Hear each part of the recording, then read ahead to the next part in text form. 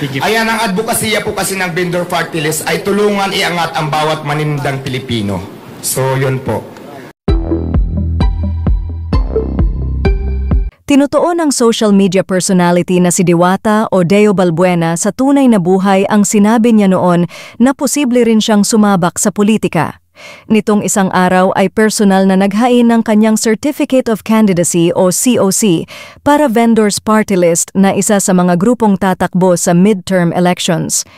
Si Diwata ang fourth nominee sa naturang party list kasama ang mga leader ng grupo na sina Malu Lipana at Lawrence Pesigan, na kasama rin niyang nag-file ng COC. Ayon sa Pares Overload owner, isa sa mga ipaglalaban nila sa kinabibilangang party list ay ang mga karapatan at seguridad ng lahat ng vendor sa Pilipinas. Sabi pa niya, sakaling manalo siya sa darating na eleksyon, maglalaan siya ng mas maraming oras sa Kongreso at ipamamahala muna sa mga taong pinagkakatiwalaan niya ang kanyang mga food business. Sa tanong kung magse-share ba siya ng unlimited Pares Congress tulad ng ino-offer niya sa kanyang mga negosyo, ay bakit hindi? Kung gusto nila, mag-only rice tayo at free soft drinks pa. Dagdag pa niya, ako po ay nangangakong tutulungan ang mga vendor at mga Pilipinong gusto magtayo ng munting negosyo. Isa lamang si Diwata sa napakaraming social media personalities at celebrities na nag-file ng kanilang COC para sa eleksyon. Nagbigay naman ng kanyang opinyon ang batikang manunulat at showbiz reporter na si Christy Fermin sa pagtakbong ito ni Diwata bilang representative. At ngayon nga po, nako, eto, ang iyong paboritong interviewin. Diwata, papasok na rin po sa mundo ng politika. Siya po ay kasama bilang fourth nominee ng Vendors Party List. Ang question, bakit pang-apat lang siya? Mamaya natin lilinawin yan ha. Merong tatlong nauna sa kanya. Nakuha ko mga pangalan eh. Ang una, si Mrs. Malu Lipana. Tapos si Lawrence Pesigan, pamilyar sa akin ang kanyang pangalan.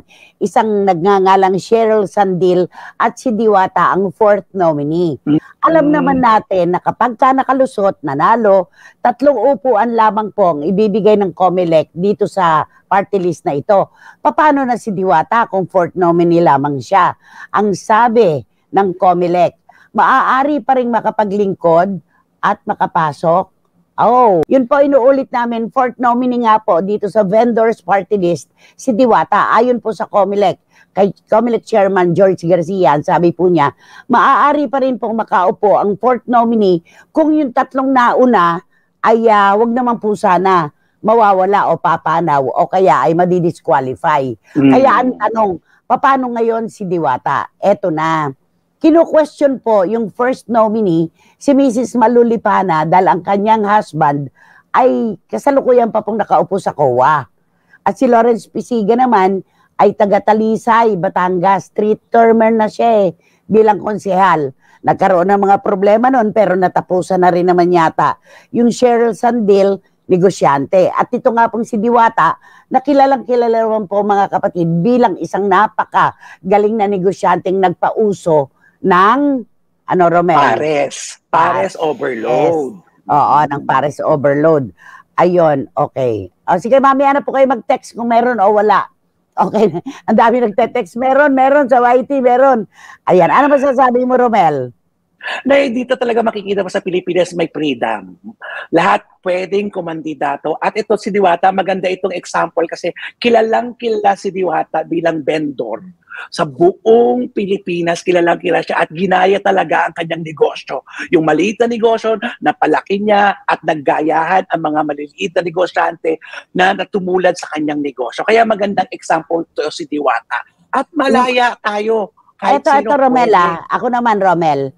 Alam niyo po, mga kapatid, kinakailangan po talagang magkaroon naman ng boses ang mga nagtitinda, yung mga tindera, mga tindero, ito po mga vendors. Kasi kung napapanood po natin yung mga news programs, nakikita po natin ang maliliit po nating mga ngalakal na kababayan, basta hinuhuli na lang sila, kinukuha ng mga pulis yung kanilang mga paninda at hindi na ibinabalik sa kanila. Maliit na puhunan o malaki-laking puhunan, nawawalan po ng saysay. Pero meron din po naman kasi tayo mga kababayan na hindi naman po sumusunod sa alituntunin ng batas. Kaya sila ay nahuhuli.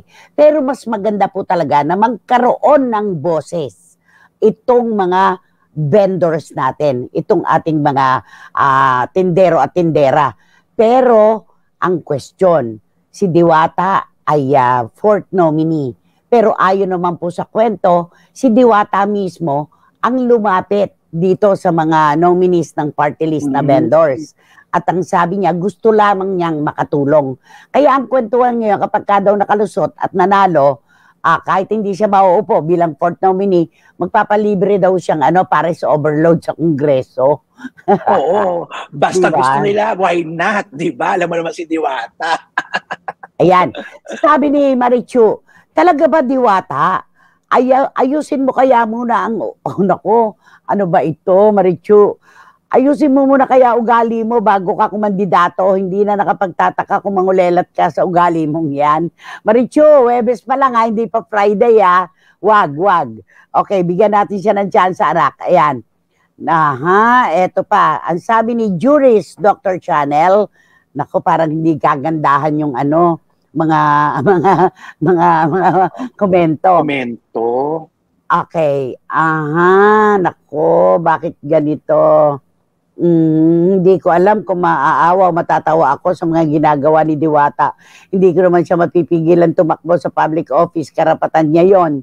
Pero mukhang masyadong shortcut ang dinadaanan niya. Ika nga, walang elevator tungo sa tagumpay. Mas mabuti pa magsimula siya sa mga lideratong tulad ng Co-op o TODA. Magkaiba kasi ang pangarap, sa ilusyon lang. O baka sa huli, maging katawa-tawa lang siya o makalkal pa ang buong pagkatao niya. Ang dami pong hindi sang-ayon. Pero, ika nga, make calling siguro, oo. Lalong yayabang si Diwata pag nanalo ang party list niya, sabi ni Ching Bautista Silverio. Sabi ni Dan, okay, meron naman daw audio, meron naman. Okay, loud and clear, sabi ni Dims Ignacio. Okay. Ayan, ang advokasya po kasi ng vendor party list ay tulungan iangat ang bawat manindang Pilipino. So, yun po. Magtatayo kami ng kooperatiba para na kung saan mas hindi mahirapan lumapit yung bawat maninindang Pilipino. Tapos, mayroon din kaming gagawin mga advokasya namin na yung mga vendors na kailangan natin iayos, lalo na po katulad sa akin, dati lang po ako street vendors, doon po, yun po ang isa sa mga tututukan ko din para po, yung walang mga pwesto, pwede natin tulungan para magkaroon ng mga pwesto, abot lang din sa kanilang makakaya. So, ganon.